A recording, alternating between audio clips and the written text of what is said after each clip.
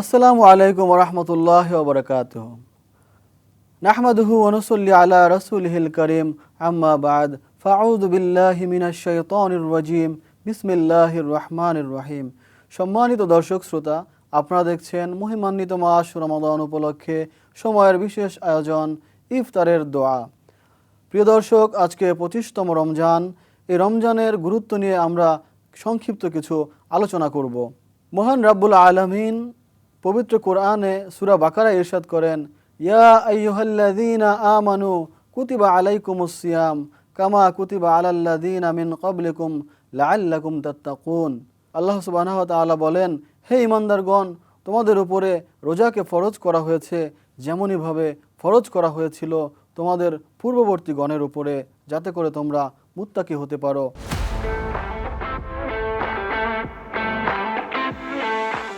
আল্লাহ সুবহানাহু ওয়া তাআলা এই আয়াতে কালিমার মাধ্যমে আমাদেরকে একটি মেসেজ দিয়েছেন যে আমাদের পূর্ববর্তী গণের উপরেও রোজাকে ফরজ করা হয়েছিল এবং এখন আমাদের উপরেও রোজাকে ফরজ করা হয়েছে, যাতে করে এই রোজার মাধ্যমে, এই রোজা পালনের মাধ্যমে আমরা দিনদার মুত্তাকি হতে পারি, আল্লাহ ভীরু হতে পারি, আল্লাহর নৈকট্যে যেতে পারি।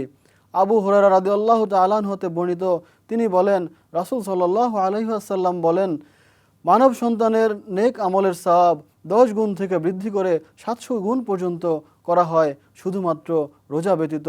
এই বিষয়ে মহান আল্লাহ সুবহানাহু ওয়া তাআলা বলেন, আদম সন্তানের প্রতিটি নেক আমল তার নিজের জন্য, একমাত্র রোজাই হচ্ছে আমার জন্য। এই বিষয়ে আল্লাহ বলেন, আসিয়ামু লি ওয়া আনা আজজি বিহি। এর অর্থ হচ্ছে আল্লাহ সুবহানাহু ওয়া তাআলা বলেন যে রোজা হচ্ছে একমাত্র আমার জন্য আর এর প্রতিদান একমাত্র আমিই দিব। রাসূল সাল্লাল্লাহু আলাইহি ওয়াসাল্লাম বলেন, তোমাদের মধ্য থেকে যদি কেউ রোজা রাখে তাহলে সে যেন রোজা রাখা অবস্থায় দুনিয়াবি কোনো শোরগোল, গালগপ্প, কোনো বিশৃঙ্খলাতে না যায়, কোনো বিবাদে লিপ্ত না হয়। যদি তার সাথে কেউ বিবাদে লিপ্ত হতে আসে, সে যেন তাকে বলে, আমি রোজাদার, আমি একজন সিয়াম পালনকারী। অপর একটি হাদিসে রাসূল সাল্লাল্লাহু আলাইহি ওয়াসাল্লাম বলেন, ওই মহান সত্তার কসম যার হাতের মুঠোয় আমি মুহাম্মাদের প্রাণ, যে রোজাদারের মুখের দুর্গন্ধ আল্লাহ সুবহানাহু ওয়া তাআলার কাছে কিয়ামতের দিন কস্তুরী এবং মৃগনাভির সুগন্ধির চাইতেও উত্তম হবে। প্রিয় দর্শক, রোজার গুরুত্বটা এতটাই। আমরা এই রোজাকে পালন করব, রোজার পবিত্রতা অর্জন করব, রোজার হুকুম আহকামগুলোকে আমরা পালন করব। প্রিয় দর্শক, ইফতারের সময় হয়ে গিয়েছে, একটু পরে আজান হবে। এই ইফতারের আগ মুহূর্তের সময়টা হচ্ছে দোয়া কবুলের মুখ্যম সময়। চলুন আমরা আল্লাহর দরবারে দোয়া করি। আলহামদুলিল্লাহি রাব্বিল আলামিন। রব্বানা যালামনা আনফুসানা ওয়া ইল্লাম তাগফির লানা ওয়া তারহামনা লানাকুনান্না মিনাল খাসিরিন। রব্বানা আতিনা ফিদ দুনিয়া হাসানাতাও ওয়া ফিল আখিরাতি হাসানাহ ওয়া কিনা আযাবান নার। রব্বানা লা তুযিগ কুলুবানা বা'দা ইয হাদাইতানা ওয়া হাব লানা মিন লাদুনকা রাহমাতান ইন্নাকা আনতাল ওয়াহ্হাব।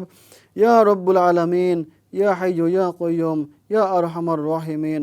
আল্লাহ, আমরা কতিপয় গুনাহগার বান্দা আপনার শাহী দরবারে ইফতারের আগ মুহূর্তে হাত তুলেছি। মালিক, মেহেরবানি করে আমাদের হাতগুলোকে কবুল ও মঞ্জুর করে নিন। আল্লাহ, আমাদের মধ্য থেকে আপনার যাকে পছন্দ হয় তার উসিলা করে আল্লাহ আপনি আমাদের হাতগুলোকে কবুল ও মঞ্জুর করে নিন। আল্লাহ, বাবা আদম থেকে আজ পর্যন্ত যত মুসলমান ওই অন্ধকার কবরে শুয়ে আছে, আল্লাহ সকলের কবরকে আপনি জান্নাতের বাগান বানিয়ে দিন। আল্লাহ, আমাদের যাদের মা নেই, বাবা নেই, আল্লাহ যারা অন্ধকার কবরে শুয়ে আছে তাদের কবরকে আল্লাহ চিরদিনের জন্য আল্লাহ জান্নাতের বাগান বানায় দিন। আল্লাহ মেহেরবানি করে আল্লাহ তাদেরকে মাফ করে দিন। আল্লাহ মেহেরবানি করে আমাদের রোজাকে কবুল ও মঞ্জুর করে নিন। আল্লাহ মেহেরবানি করে আমাদের হজ, যাকাত, ফিতরা, দান সদকাকে কবুল ও মঞ্জুর করে নিন। ইয়া রব্বুল আলামিন, যারা অসুস্থ আছে তাদেরকে আপনি সুস্থতা দান করুন, শেফায়ে কামেলা, শেফায়ে আজিলা দান করুন। আল্লাহ, যাদের যে সমস্যা আছে আপনি সেই সমস্যাকে দূর করে দিন।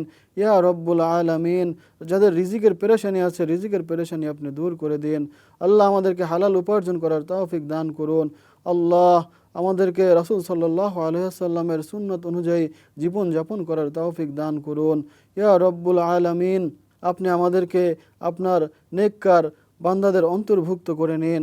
আল্লাহ আপনি আমাদেরকে আপনার পছন্দের বান্দাদের অন্তর্ভুক্ত করে নিন ইয়া রব্বুল আলামিন। জানি না কবে মালাকুল মউত সামনে এসে হাজির হয় আল্লাহ। ইয়া রব্বুল আলামিন, মৃত্যুর সময় আপনি কালিমা নসিব করে দিয়েন আল্লাহ। আপনি আমাদের সকল দোয়াগুলোকে কবুল ও মঞ্জুর করে নিন। সুবহানা রব্বিকা রব্বিল ইজ্জাতি আম্মা ইয়াসিফুন ওয়া সালামুন আলাল মুরসালিন ওয়ালহামদুলিল্লাহি রাব্বিল আলামিন।